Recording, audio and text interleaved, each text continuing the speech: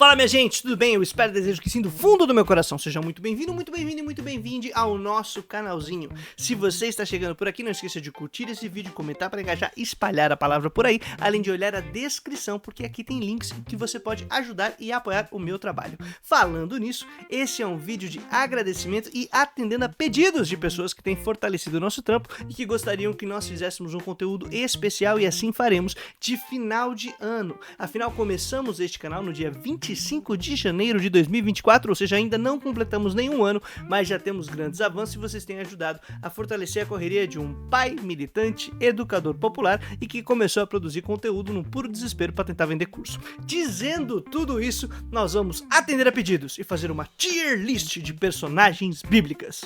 Vai ser bastante bacana, vamos misturar um pouco de humor, entretenimento e, claro, conteúdo de qualidade e crítico. Então, bora ver onde a gente vai parar. Sigamos então para os critérios de classificação das personagens bíblicas que participarão desta avaliação, que aparentemente será divertida apenas para as pessoas que estão na pior idade, dado que quem consome o conteúdo do nosso canalzinho são pessoas que têm entre 25 e 45 anos, ou seja, não estão contempladas pelas propagandas que ofertam planos de saúde para as pessoas da melhor idade, que seriam pessoas idosas tratadas ali pelos planos de saúde que querem sugar o seu dinheiro e se aproveitar da dinâmica de exploração capitalista como da melhor idade. Nós estaríamos, portanto, na pior idade. Inclusive, aquela idade em que nós atingimos o auge de combinação entre maturidade e capacidade de utilizar a sua força e habilidades produtivas para serem superexploradas pelo capital. Que momento agradável de viver entre os 25 e os 45 anos, não? Pois é, de todo modo, aqui na nossa brincadeira séria, porque vamos trazer aqui conteúdo efetivamente, vamos utilizar da diversão, mas como um mecanismo para propor aí, por entrelinhas, uma doutrinação marxista bem feita. Não, um conteúdo de leitura bíblica também, de reflexão crítica sobre questões religiosas, de como, assim, por meio dessas contradições entre as personagens, a gente percebe como temos um imaginário que tende a reproduzir determinadas relações sociais. E isso vai ficar muito claro aqui na tier list, tá? Pode parecer uma brincadeira ingênua, mas estamos muito longe disso. De todo modo, aqui os nossos critérios de classificação são subestimada, personagem subestimada, uma personagem que cumpriu seu papel, ou seja, ela não é que ela não deva ter o seu destaque, mas tá justo, né? Cumpriu bem, tá subestimada, coitada. Esquecida ou deixada muito de lado, não levada tão a sério aí na média do mercado religioso. O terceiro critério é: poderia ser substituída pelo craque Neto, que eu acho que é um critério muito interessante para a gente compreender como deveriam funcionar determinados personagens. Superestimada, que é uma personagem aí que é valorizada demais. Valorizam muito, muito, mas não deveria. Tem aí... Gente, tem que olhar com mais critério. Tem que olhar aí de maneira mais crítica para essa personagem, ela está sendo superestimada. E por último, poderia ser substituída pela bancada evangélica. Afinal, a bancada evangélica cumpre um papel muito importante para a sociedade brasileira. E nós podemos, então, utilizá-la aí em referência à Bíblia. Ou melhor, observar a bancada evangélica à luz da Bíblia, procurando o seu lugar na sociedade. A gente vai daí talvez entender melhor, e quem acompanha o conteúdo do canal talvez agora esteja até um pouco surpreso, falando: caramba, a bancada evangélica talvez pudesse estar no lugar de personagens da Bíblia. Sem dúvida. Sem dúvida, minha gente. Mas vamos olhar aqui quem são as personagens que foram selecionadas, escolhidas para a nossa maravilhosa tier list a pedidos de pessoas que acompanham a nossa produção de conteúdo. Primeiro aqui o Menino Davi. Menino Davi, que está nessa imagem segurando a cabeça de Golias, é uma história mais conhecida.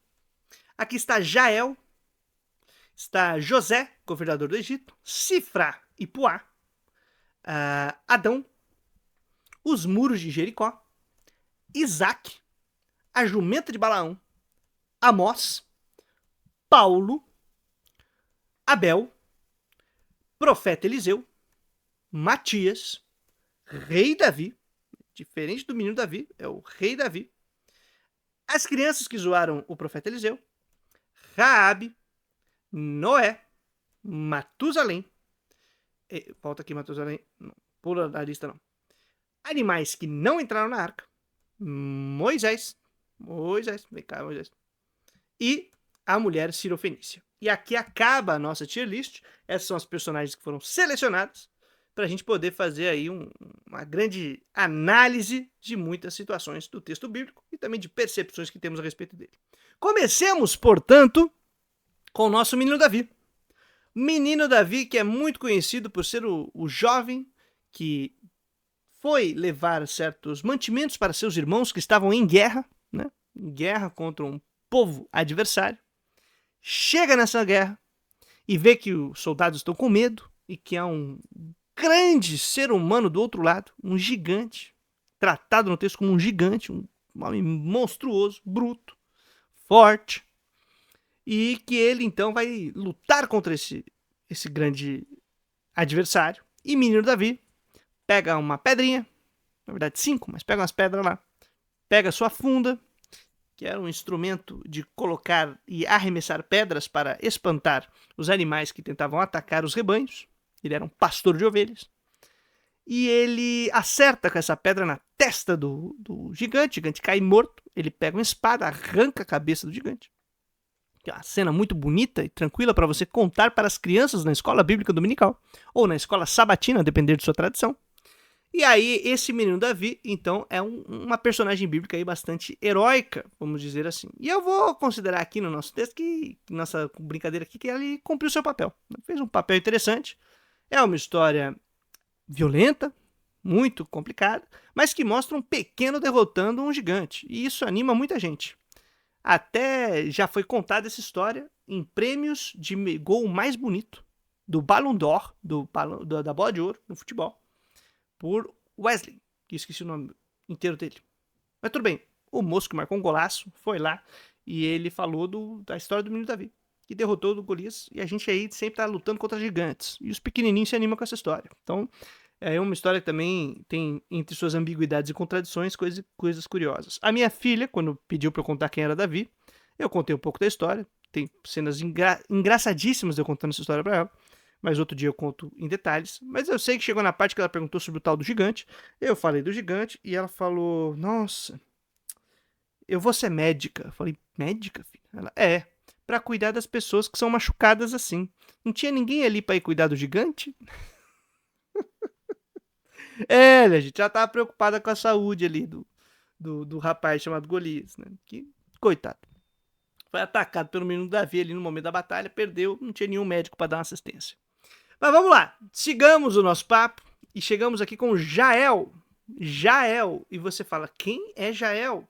E se você gosta de futebol, assim como eu, não sei se ficou claro que eu gosto de futebol, mas Jael é uma personagem bíblica feminina que está no livro de Juízes, caso você não conheça, que é um grande livro contraditório e interessantíssimo que narra uma passagem de um processo de povo nômade, organizado em tribos, para um povo estabelecido como reinado, propriamente dito. Que aí tem uma sede principal que cobra imposto, que tem exército organizado e que monta cidades e tal. Antes era uma questão de tribos que iam se organizando e andando pela terra e se assentando em diferentes espaços. E lutavam por essas terras. Ocupavam o espaço, aí os reis ou os reinados dessa terra olhavam para esses povos que estão ocupando e assentando esses territórios e queriam incorporá-los ou submetê-los a sistema tributário, a impostos, né? Então, ou vocês pagam imposto, ou vocês vão ser expulsos, ou tentam entrar aqui no nosso povo e viver com a gente, e tentam fazer esse tipo de processo, e esse povo resiste, luta pela terra, né? E o livro ele passa por várias redações, mudanças. Depois ele tem uma última redação que já é construída do ponto de vista do reinado estabelecido, ou seja, de maneira crítica a essa vida nômade. Então há uma última repassagem que faz essa análise. E aí o texto de Juízes então fica um texto muito contraditório, cheio de conflitos interessantíssimos e muito violento. É um livro que escorre sangue quando você abre ele. Assim, ele já começa a espirrar sangue para todo lado. E Jael é uma das personagens desse livro. E ela faz parte da resistência desse povo que está lutando contra os reis que querem expulsar a tribo da terra. É uma tribo nômade, pequena, que se assenta em um determinado território. E aí os reis querem expulsá-los ou tentam incorporá-los, eles rejeitam e só falam, não, a gente só quer ficar aqui um tempinho e depois a gente vai embora. E então começa a ter um conflito.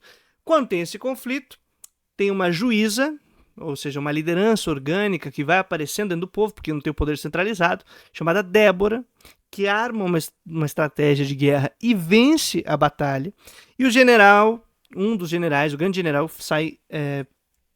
Cícera, o nome dele, se eu não me engano, foge, vai para um outro canto e encontra a tenda de Jael. Quando Jael vê quem é esse cara, que é o general inimigo, convida para que ele entre na tenda. Ele entra na tenda, ela pega um martelo e um cravo, um grande pregão, e amaceta a cabeça do Jael depois que ele, do Cícera depois que ele dorme.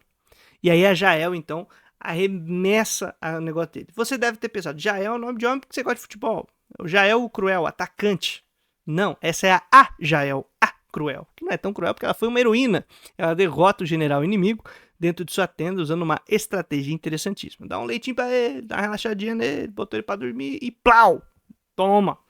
E é uma personagem muito interessante porque ela mostra essa força, esse poder guerreiro e lutador, que normalmente é identificado apenas com os homens, por um lado, e por outro ela acaba se tornando símbolo de muitas lutas de mulheres cristãs durante a história, que tentam colocar essa posição de alguém que não é simplesmente passiva. Ela está ativa e atua na história, assim como Débora, sua camarada, que era a general do processo, junto com a tribo com as tribos que estão lutando contra esse reinado. Então, uma história interessantíssima e que eu acho que ela é pouco valorizada. Temos que valorizar aí a Jael, e por tabela, Débora, que é tratada às vezes só como uma mulher de oração. Pô, a mina foi estrategista de guerra, pô. Então, duas personagens aí, Menino Davi e Jael. Vamos pro outro personagem. Outra personagem aqui que está na nossa lista é José. José do Egito. José é o governador do Egito. E eu vou colocá-lo aqui no superestimado. A personagem superestimada. Perdão aí os fãs de José, mas a habilidade específica desse moço era interpretar sonho. Legal. Ele foi genial na administração lá, foi um cara íntegro. Também acho, cara legal, bacana. Mas eu vou colocar dois problemas aqui pra vocês, tá? Porque o José é um cara muito quadrado. O José é um cara ali, ó, pragmático. É tipo eu. Eu também sou assim. Então eu olho o José e vejo os problemas do José porque ele é que nem eu, quadradão, pragmático, careta, todo certinho e tal. E isso impede a gente de ter certa malemolência para ter uma sabedoria diferenciada. O José, além do fato dele ter instaurado o regime de servidão, porque no período de abundância, quem não conhece a história, mas ele num período de abundância, acumula e guarda muitos grãos e riqueza e tal. E comida em geral. No momento da escassez, todo o território do Egito e lugares próximos, os povos ficam com fome. E vão para o Egito porque lá tem grãos, lá tem o que fazer, lá tem como comer. E o José tem uma sacada brilhante. Vocês trabalham pra gente e a gente dá para vocês comida. Servidão.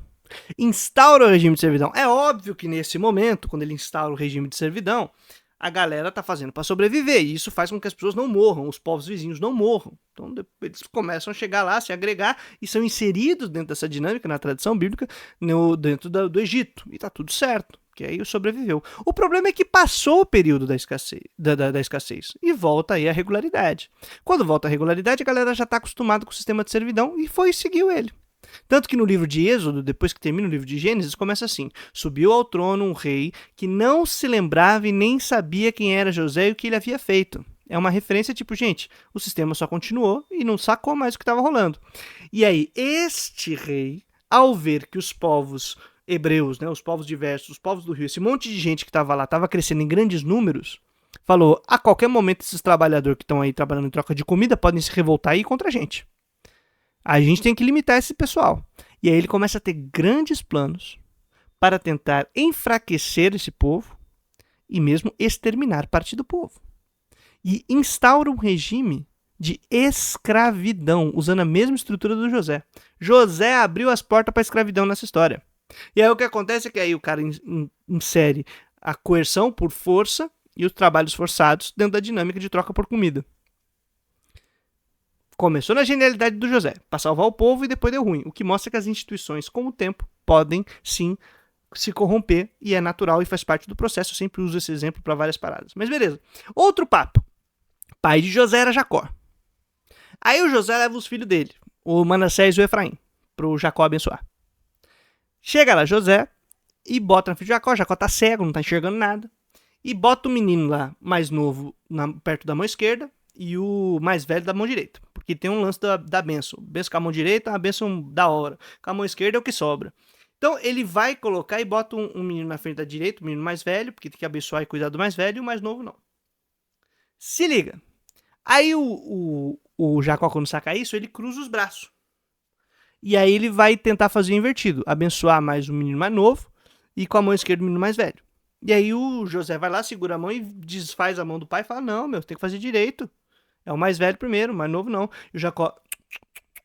E faz de novo, e cruza os braços. E quebra a norma e a tradição de abençoar o mais velho.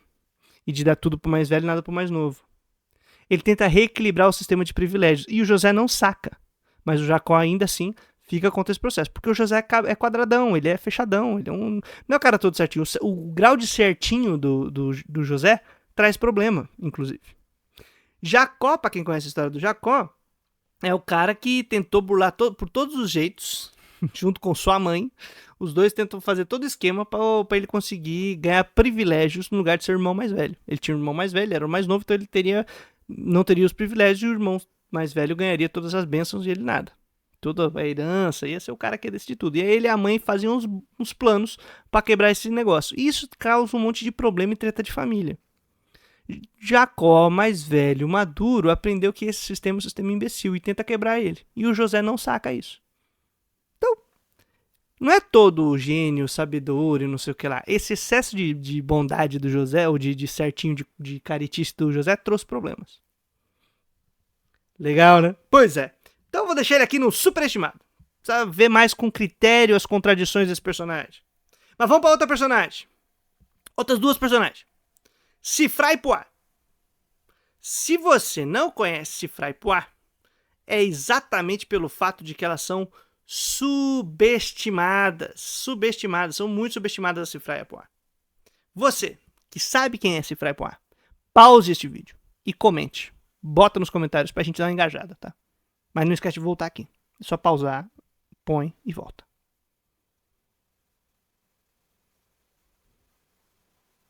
Excelente, vamos lá. Sifrá e Puá são personagens que estão no começo do livro de Êxodo, que eu acabei de comentar, que surgiu lá o rei, percebeu que o povo hebreu estava crescendo e ele já não se lembrava quem era José, não sabia que era José, nem o que ele tinha feito, pipipi, popopó. Beleza. Este rei, este faraó do Egito, tem a brilhante ideia. Vamos, assim que nasçam as crianças desse povo, as mulheres hebreias vão ter seus filhos. E as parteiras têm uma missão. E aí não é uma missão, é uma ordem real. O rei dá a ordem, vocês, quando essas crianças nascer, vocês assassinam elas. Vocês se livram dessas crianças, esses bebês aí. Chegou o bebê, saiu, pum, elimina ele.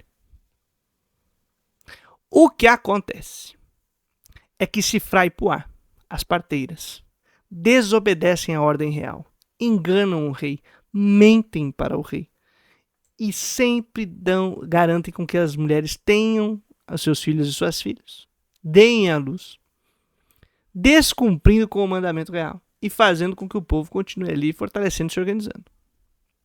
A desobediência civil foi instaurada por Sifrá e Puá. Mulheres que garantem, inclusive, que nasça Moisés, que seria o tal da liderança do libertador.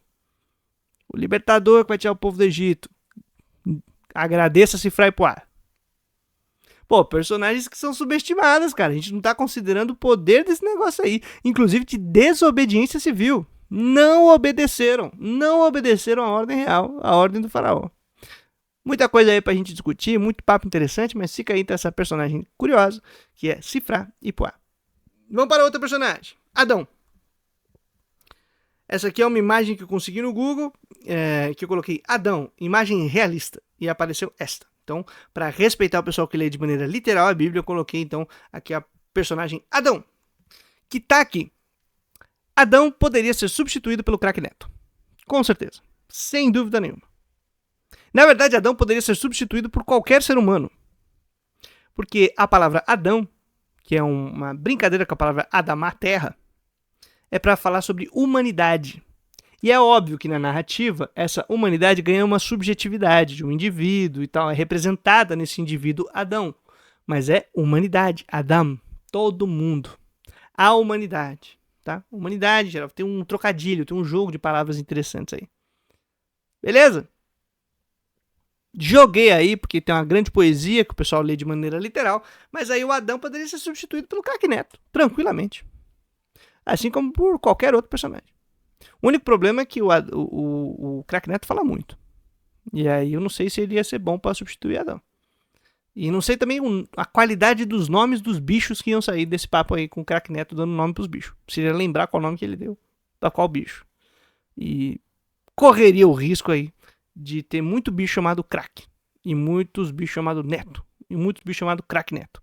E aí não ia dar muito certo. Mas tudo bem, vamos lá. Seguindo para outra personagem importante, os Muros de Jericó. Então, personagem importante aqui, Muros de Jericó. Quem conhece a história de Jericó, que Josué, guiando o povo, conseguiu,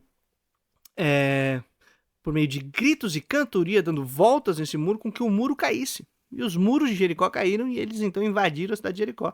E eu acho que os muros de Jericó poderiam ser tranquilamente substituídos pela bancada evangélica, que poderia cair a qualquer momento aí num levante de organização popular. A gente poderia tirar a bancada evangélica. Então, os muros de Jericó poderiam ser substituídos pela bancada evangélica inteira, tranquilamente, sem problemas. E caso você pense, nossa, que piada boa, porque eles usam a personagem Muro de Jericó, tá?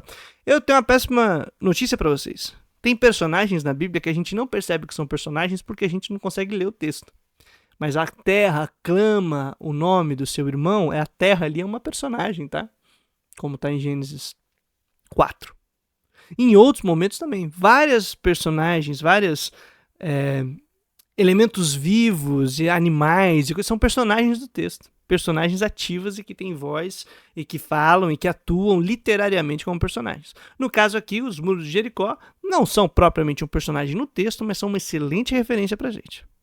Vamos seguir aqui com o nosso papo com Isaac. Se você não sabe quem é Isaac, Isaac, pai de Jacó, filho de Abraão, aquele que ia ser executado pelo pai, dado a exigência de sacrifício, que depois Deus muda de ideia no meio do caminho e fala, não precisa matar ele não, tá tudo certo. E para quem faz uma leitura meio crítica do texto, é uma referência à proibição de sacrifício dos filhos, que é o que acontecia em muitos outros povos e tradições, que havia sacrifício de crianças. E aí, dentro da tradição do povo hebreu, para de fazer isso. E aí fala, não faremos esse sacrifício, não se pode sacrificar seres humanos. Então não vai fazer, especialmente crianças. Né? Então rola esse exemplo. Mas Isaac é uma personagem, com todo respeito, minha gente, completamente inútil. E eu vou colocar ele aqui no superestimado.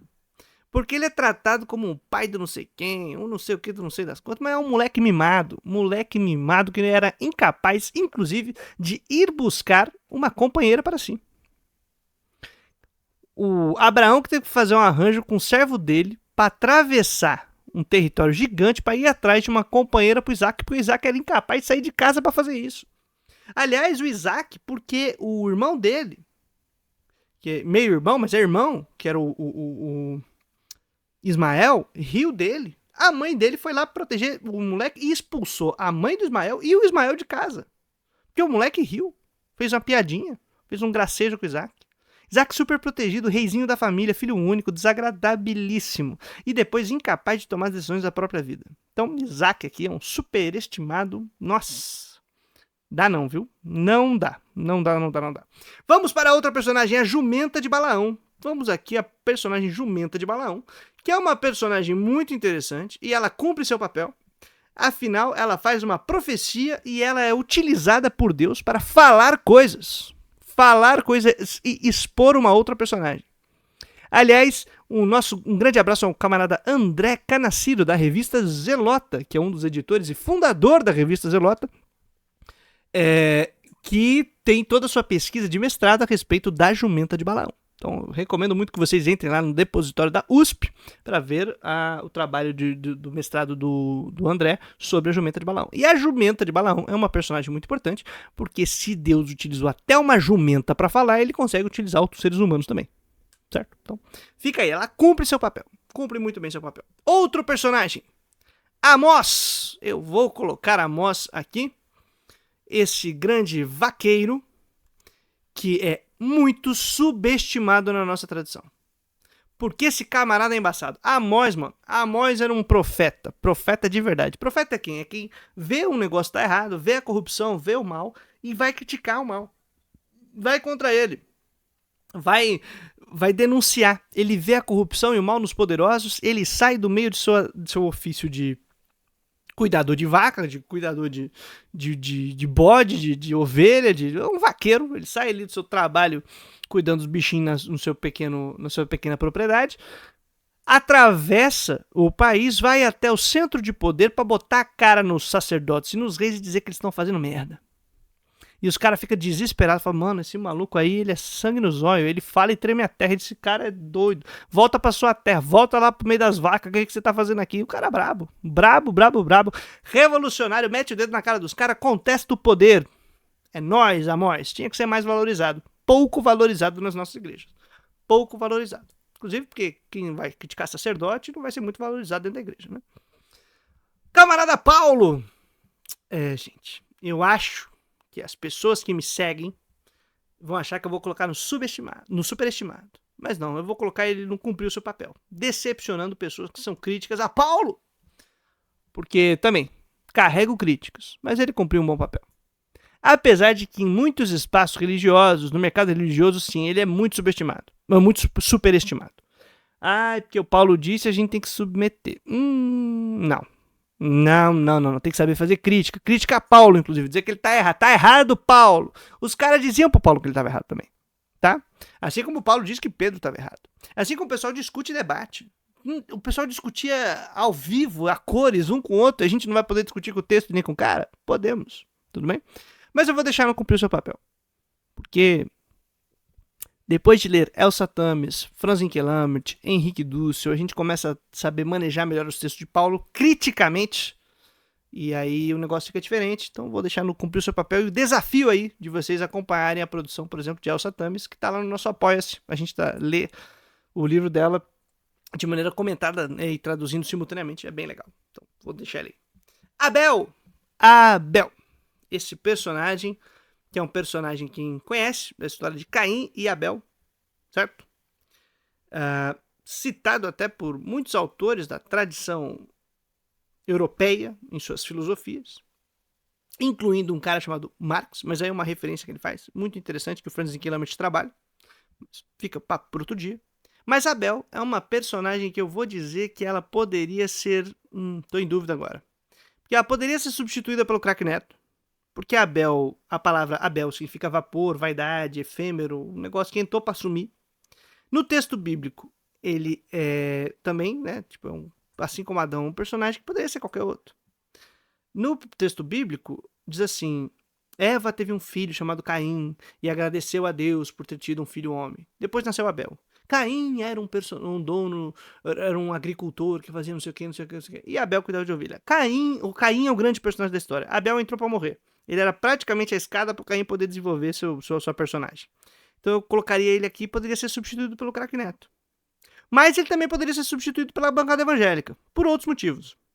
Então eu vou deixar ele aqui na bancada evangélica. Poderia ser substituído pela bancada evangélica, tranquilamente, o Abel poderia ser substituído por lá.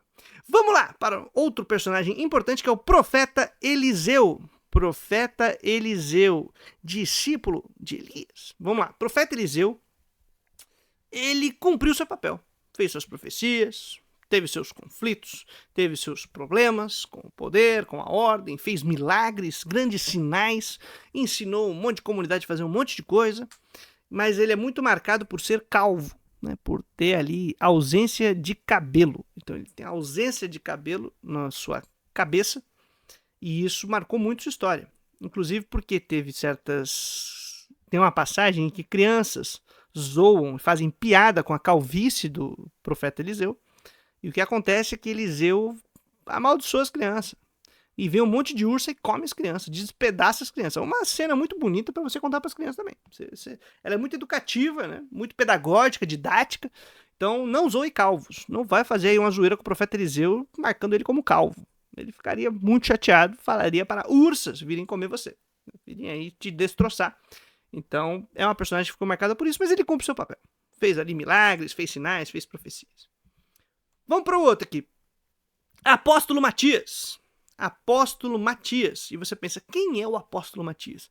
Exatamente, é uma pessoa que poderia ser substituída tranquilamente pelo craque Neto.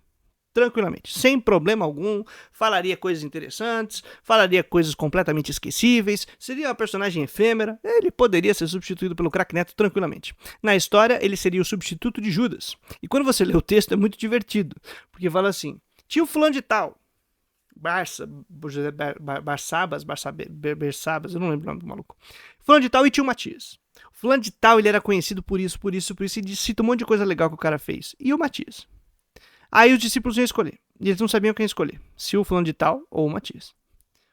E aí eles fazem o quê? Em vez de falar, pô, vamos olhar o CV da galera aqui, fazer uma seleção. Faz muito mais sentido esse outro mano aí. Ó a caminhada dele, ó a responsa. Não tô seguro. Aí eles jogam sorte. Jogam os dados lá, o Urim Tumim. Fazem um jogo de dados, um jogo de sorte. E deu o Matias. E aí Matias, dali pra frente, é esquecido, completamente abandonado na história. Não tem nenhuma relevância. Ai, Matias. Substituído pelo craque Neto. Tranquilamente. Não tem aí. Não cumpriu papel nenhum. Fez nada de interessante. Não é subestimado, mas também não é superestimado. Porque o cara poderia ser substituído pelo craque Neto. Então, não rola. Vamos para outro personagem aqui. Rei Davi. Não o menino Davi. É o mesmo personagem, porque a mesma pessoa, referência à mesma pessoa, mas são dois personagens diferentes. O menino Davi e o rei Davi. Um é pré-rei, o outro é pós-rei. Rei Davi, aqui, eu vou colocar ele no superestimado. Pessoal, coloco o rei Davi em lugares muito exagerados, gente. Com todo respeito. O cara se aproveitava da posição que ele tinha para cometer ilícitos. Completamente equivocado. O mais grave é o caso em que ele, da janela de seu palácio, vê uma vizinha tomando banho, convida essa vizinha para sua casa e faz o que o rei pilantra faria. Aí o que acontece é que a vizinha, que foi utilizada, abusada pelo rei, utilizando seu poder e autoridade, uma cena terrível, violenta, agressiva, tenebrosa, como se não bastasse. O rei fica preocupado porque ela engravidou, ela está grávida. E agora o rei Davi, este homem superestimado, tem um plano. Se livrar do general, que era o marido dela. E aí, rei Davi tenta embriagar o cara, faz ele beber um monte e fala, vai deitar lá com a sua companheira. E ele, não, eu tô de guarda, tô de vigia aqui, tô no meu serviço, nesse período não pode, cara. Esse período não pode, ele se mantém, se sustenta, e o rei, eita. Então em guerra, ele tá preocupado, aí ele fala, pô, tive uma ideia. Manda Urias, que é esse cara, lá pra guerra e coloca o general na linha de frente pra ele morrer. E ele morre em guerra. Aí o rei Davi pensa, que pena, pelo menos não fui eu que matei ele direto. Então eu não cometi assassinato. Foi na guerra, foi na batalha. Que pena. E aí ele traz a mulher pro palácio, aquela coisa toda, pipipi, popopó. O menino nasce. Uma tragédia imensa. E aí vai um profeta chamado Natan, que era um pastor de ovelhas também, ou seja, um pé rapado Zé Ruela, vai lá no palácio e denuncia Davi. Davi daí tem que entrar nessa crise existencial de culpa e de completo desespero, porque era um canalha. Foi um canalha. Fez muita besteira. Cometeu muito ilícito. Foi muito safado, muito pilantra. Então, o pessoal só superestima ele como o rei Davi, dá essa valorização pra coroa, pro poder, pra essa coisa toda, que é só reprodução de ideologia cambenga que não faz crítica nem análise crítica das personagens. E aí a gente tem que ser mais cuidadoso nessa parada toda. E outra coisa, põe ele como rei num palácio gigante, com salões imensos, com grandes torres. Mas que palácio grande é esse que ele consegue ver a vizinha? Da janela da vizinha. No máximo era uma casa grande com 4 dormitórios. Que é imenso. 4 dormitórios, 2 banheiros talvez, para dividir para cada quarto. E uma sala grande e talvez uma cozinha bacana. Com quintalzinho. Mas dava para ver a janela da vizinha. Binóculo ele não tinha. Então, temos que contestar um pouco aí as imagens daquelas castelos gigantes. O rei Davi aí tava numa casinha um pouquinho menor. Então não era um reino tão poderoso assim. De todo modo, sigamos aqui para outra personagem. As crianças. Crianças que zoaram Eliseu. Zoaram o Eliseu, o profeta Eliseu, que a gente comentou aqui, que era careca, e essas crianças, elas poderiam ser substituídas tranquilamente pela bancada evangélica. Né? Elas zoam Eliseu, Eliseu amaldiçoa elas, e as ursas vêm e despedaçam essas personagens. Então, poderiam tranquilamente ser substituídas pela bancada evangélica, por alguma razão. Sigamos agora para outra personagem, Raabe. Raabe, esta personagem aqui, eu vou colocar como subestimada. Cadê? Vem cá, sobe só um pouquinho aqui, tier list. Subestimada. Raabe foi totalmente subestimada, gente. Pelo amor de Deus. Esta mulher, ela é quem garantiu que os muros de Jericó caíssem. Ou seja, que a bancada evangélica cumprisse seu papel bíblico e caísse. Foi Raabe que conseguiu. Raabe era uma prostituta estrangeira em relação ao pessoal do povo que está chegando lá com Josué. Prostituta estrangeira que trabalhava na cidade de Jericó, que seria, entre aspas, invadida. Ela ficou preocupada com a família dela, com os camaradas dela, com a galera dela. E fez um esquema. Viu que tinham 2 espiões que tinham entrado no Jericó para averiguar o terreno. E falou, eu sei de onde vocês são, sei quem vocês são. Vocês vão invadir aqui que eu tô ligado. Então quando vocês invadirem, a única coisa que eu peço é que vocês protejam minha casa e minha família. Aí os caras, não sei e tal, não sei o que lá. Eu sei que chegam os soldados. Estão chegando lá no bordel de Raabe. Chegam no bordel de Raabe. Raabe esconde os caras no forro do telhado. Os caras ficam protegidos, ou seja, não conseguem ser pegos pela polícia local. Em nome do rei, em nome do poder local, ela mente para os policiais, ela trai o reino, ela protege os caras e ela faz o esquema. Tô fazendo isso, mas eu quero uma dívida aí, hein? Vocês vão me proteger. Aí o cara fala, bota uma fita aí rosa, colorida, vermelha, sei lá que raio de cor que é, na janela. Estica essa corda aí que a gente vai saber que é a tua torre e a gente aí não destroça ela não. Aí as outras caem, a nossa não. A sua não. Beleza? Agora a minha pergunta é, o que os espiões estavam fazendo no bordel de Raabe? Espiões, malandrinhos. De todo modo, Raabe consegue proteger a sua família, proteger os seus, trazer a galera pra dentro de casa, protege uma galera e entra para a linha genealógica, a árvore genealógica apresentada por Mateus em seu livro, a árvore genealógica de Jesus. É uma das mães de Jesus. Aparecem 5 mulheres nessa árvore genealógica, entre elas Raabe e também a Betseba, que era a mãe de Salomão, que foi a mulher que foi violentada por Davi, de sua posição real. Cara, é uma história. E um dia, quem sabe, eu faço um conteúdo aí sobre essa linhagem de Jesus e as mulheres que aparecem em sua árvore genealógica, o que, entre aspas, seria uma novidade histórica, já que não era muito comum aparecer mulheres na árvore genealógicas, mas na de Jesus aparecem 5, apresentada por Mateus ali. Entre elas, Raabe, esta heroína que é muito subestimada na história. Subestimada. Se ela entrou na árvore genealógica de Jesus, minha gente, tinha que valorizar mais a passe da moça. Vamos lá. Noé. Vem cá, Noé. Noé, todo mundo sabe, né? Que é aquele lá que, assim como o Rodrigo Garro no Corinthians, carregou muito animal na arca. Né? Pelo amor de Deus, para aquele time lá, nunca vi ninguém carregar tanto animal. Porque o Rodrigo Garro salvou a gente tantas vezes. Depois chegou o Memphis, aí melhora um pouco a coisa. Mas aí é depois que já apareceu o arco-íris, acabou o dilúvio, aquela coisa toda. Noé cumpriu seu papel. É um senhorzinho ali capaz de construir uma arca, capaz de colocar um casal de cada animal do planeta lá dentro. História muito verídica e factível, né? Realista, óbvio. Foi assim que aconteceu. A jornada dos pinguins da Antártida da Antártica até chegar no Oriente Médio foi longa jornada, hein? Começaram muito tempo antes, mas conseguiram chegar a tempo, um casal apenas, os demais, coitados. Triste. E então, cara, assim, se o Craque Neto fosse um bom marceneiro, carpinteiro, construtor de barco, sei lá, alguma coisa assim, eu colocaria até ali, substituído pelo Craque Neto, mas me parece que não é o caso, que o Craque Neto não tem essa habilidade específica, então vai ficar aqui o Noé como cumpriu o seu papel.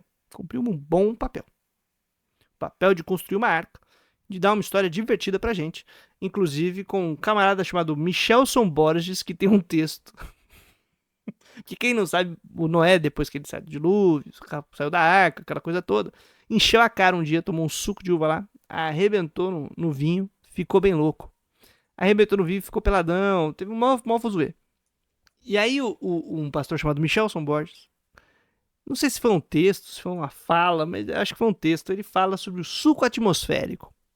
E o que aconteceu é que Moisés foi tomar uma água mesmo, normal, um suquinho de uva. Foi tomar suco de uva como uma pessoa comum. Só que ele não sabia que a atmosfera tinha sido alterada pelo dilúvio. E aí o que aconteceu? Virou vinho. E aí fermentava agora. Era o suco atmosférico que fez então ele ficar chapadão, porque afinal um personagem bíblico herói jamais poderia se embriagar, né? Então a gente tem que fazer a desculpa de que ele não sabia, que ele estava chapando coco. Vamos lá então para outra personagem, que é o grandíssimo Matusalém. Matusalém, que ele cumpriu seu papel. Eu acho que o Matusalém cumpriu seu papel. Ele é uma personagem que é conhecida por ter vivido muito, e o que ele fez foi viver muito. Então, parabéns aí, Matusalém, por viver muito. E você só não é substituído pelo Craque Neto, porque o Craque Neto não viveu tanto assim ainda. Mas caso o Craque Neto viva mais aí uns 900 e poucos anos, pode substituir o Matusalém tranquilamente, sem problemas.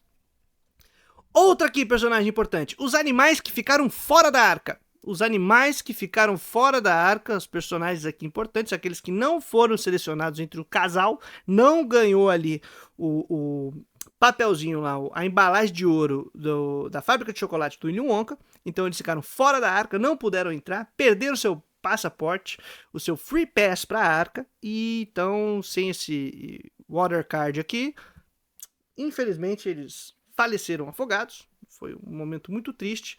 Então eles poderiam ser substituídos tranquilamente pela bancada evangélica, sem crise nenhuma. Eu acho que a bancada evangélica cumpriria um excelente papel de animais de arca, mas não os que estão dentro da arca, os animais fora da arca, os que não entraram na arca. Seria aí uma peça muito interessante, inclusive, para o teatro da igreja. Botar essa galera fora da arca. Então vamos lá. Seguindo o papo, Moisés, nossa penúltima personagem, Moisés, que eu vou dizer que ele é um camarada que é superestimado. Pô, meu bichinho era contraditório, hein? Nossa, mano. Olha, gente, não é pra matar. O cara acabou de escrever numa tábua. Não é pra matar. Aí ele vê uma galera fazendo uma festa lá embaixo. O que ele faz? Se você viu seu irmão participando dessa festa, mata ele. Pô, Moisés. Complica a minha vida. Mas eu vou deixar aqui, porque como geral de serviços prestados, cumpriu o seu papel. Cumpriu seu papel libertador, traz aí uma mensagem importante de libertação popular, de luta popular. Então vamos deixar aí. Nesse momento, você vai ficar por aqui. E a última personagem aqui da nossa tier list será ela, a mulher Cirofenícia. Não tem nome, ela é só a mulher Cirofenícia. E ela vai entrar como uma personagem subestimada. Ela deveria ter um papel muito mais importante nas nossas leituras da Bíblia, na nossa compreensão de fé. Cara, isso é muito importante, muito, muito, muito mesmo. Porque a mulher Cirofenícia, quem que é essa mulher? Você fala, mas eu nunca ouvi falar dessa mulher. Se você não ouviu falar dessa mulher, isso é um problema sério. Que a mulher Cirofenícia, ela é uma personagem que chega para Jesus pedindo para que Jesus salve sua filha. Sua filha ali doente, morreu, ruim, tá mal, já era, partindo dessa pra melhor, fala, ó, minha filha precisa de ajuda. E Jesus, mal educadamente, vira pra ela e fala assim, ó, um pai de família alimenta os seus filhos, não os cães.